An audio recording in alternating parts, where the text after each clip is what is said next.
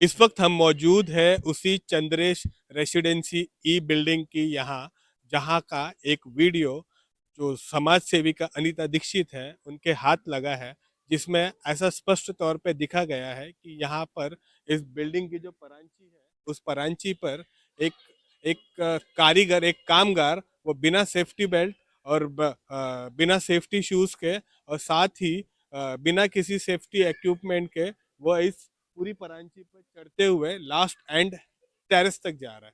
तो दीदी, आइए हम जानते हैं दीदी से कि दीदी, इतना गंभीर विषय का ये काम है, इस पर आपका क्या कहना है? मैं इस पर यही कहूँगी कि ये जो चंद्रेश बिल्डिंग है, यहाँ पे एक वर्कर ये परांची पकड़ के ऊपर चढ़ रहा है, जैसे एक बंदर चढ़ता है या कोई सर्कस वाला चढ़ता है उस तरह से। तो यहाँ का जिसने भी ये कॉन्ट्रैक्ट लिया है, जो कॉन्ट्रैक्टर है, उसने ना उनको कोई सेफ्टी बेल्ट दी हुई है, ना उनको कोई शूज दिए हैं। मतलब यहाँ पे किसी तरह की भी कोई भी सेफ्टी नहीं है।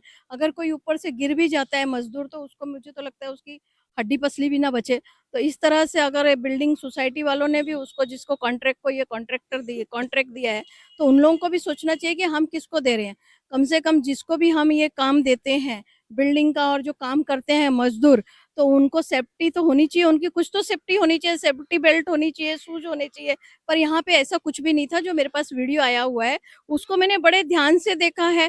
तो इस तरह से किसी की जिंदगी से खेलना, और कॉन्ट्रैक्टर अगर किसी की जिंदगी से इस तरह से खेल रहा है, तो इसको क्या समझा जाए? ये क्या मौत का कुआं है, या ये बिल्डिंग बनाने का काम वो कॉन्ट्रैक्टर ने लिया है?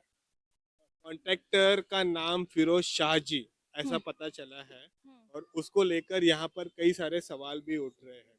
सबसे पहली बात तो कि उसका जो सर्टिफिकेट है उसकी जांच होनी चाहिए। इस विषय पर आप क्या कहोगे? देखिए, जो कॉन्ट्रैक्टर है सही में उसकी, उसके सर्टिफिकेट की जांच होनी चाहिए, उसके आधार कार्ड वगैरह हर चीज की जांच होनी चाहिए कि रियल में वो यहाँ का रहीवासी है भी कि नहीं है। और जो भी उसने वर्कर रखे हैं उनकी भी जांच होनी चाहिए। महानगर पालिका ने को रिपेयरिंग परमिशन दी, हम्म। कॉन्ट्रैक्टर के डॉक्यूमेंट,